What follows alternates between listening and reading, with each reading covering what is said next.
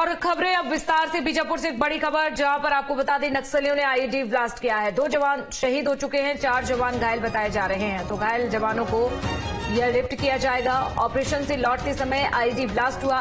तर्रम थाना के मंडी मरका के जंगलों में ये विस्फोट हुआ है। तो देखिए यहां पर आपको बता दें 2 जवान शहीद हुए हैं, 4 जवान घायल बताए जा रहे हैं। आईईडी ब्लास्ट से 2 जवान शहीद हुए हैं। नक्सलियों की एक बार फिर से काराना करतूत जो है सामने आई है। और देखिए एक बार फिर से यहां पर हमला किया गया है नक्सलियों की ओर से।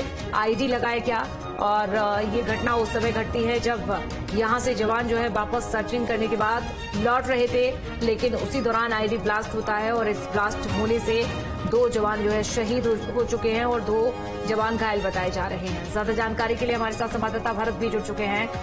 भरत, देखिए एक बार फिर से नक्सलियों की ओर से ये कायराना करतूत सामने आई है, आईईडी ब्लास्ट हुआ है। अपडेट क्या है, किस तरह की जवानों की फिलहाल स्थिति?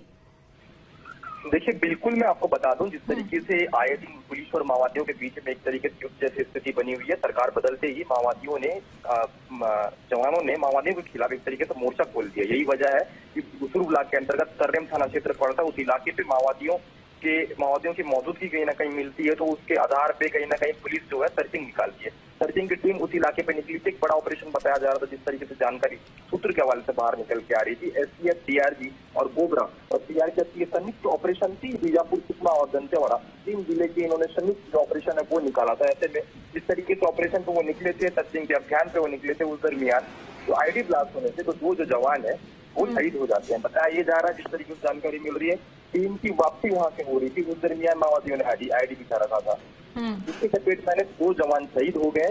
वहीं उस पूरे इलाके से अगर बात की जाए तो जिसके से जानकारी मिल रही है वो घायल है, जिनका बेहतर उपचार चल रहा है। हालांकि इस पूरे विषयों को लेकर अभी किसी तरीके से बीजापुर के जो आला अधिकारी हैं उन्होंने किस तरीके से बयान दिया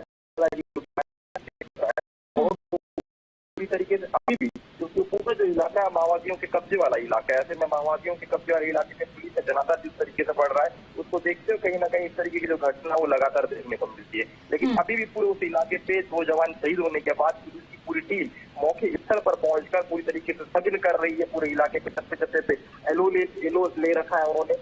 ऐसे में कहीं ना कहीं जिस तरीके से 2 जवान शहीद होना कहीं ना कहीं एक तरीके से पुलिस को एक बड़ी क्षति है। और लगातार जिस तरीके से हमने देखा है सरकार बदलने के बाद माओवादियों को बड़ा जो नुकसान है वो देखने को मिला है। पीसीओसी के महीने में भी पहली दफा ऐसा हुआ, इस बार की जवान माओवादी के ऊपर हावी हुए। जी बिल्कुल। और देखिए लंबे समय से यहां पर सफलता मिल रही थी। सरकार बदलने के बाद लगातार नक्सलियों को ढेर किया है, तो कई नक्सलियों ने आत्मसमर्पण भी किया, लेकिन यहां पर 2 जवान शहीद हो गए हैं। भरत, ये जानकारी दीजिएगा, जो शहीद हुए हैं वो कहां पर तैनात थे?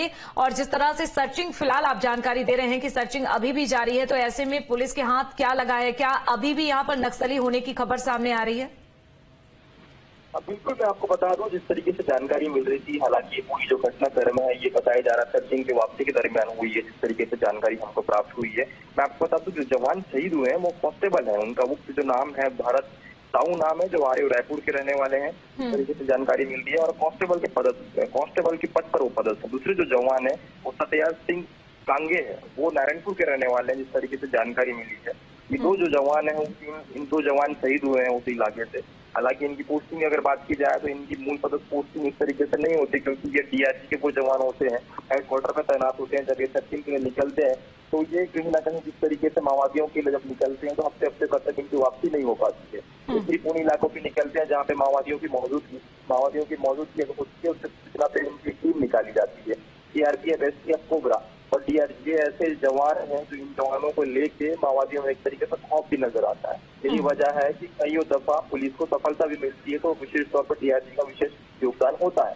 जी चलिए, नजर बनाकर रखिएगा। शुक्रिया जानकारी देने के लिए। तो यहाँ पर देखिए कायराना करतूत सामने आई।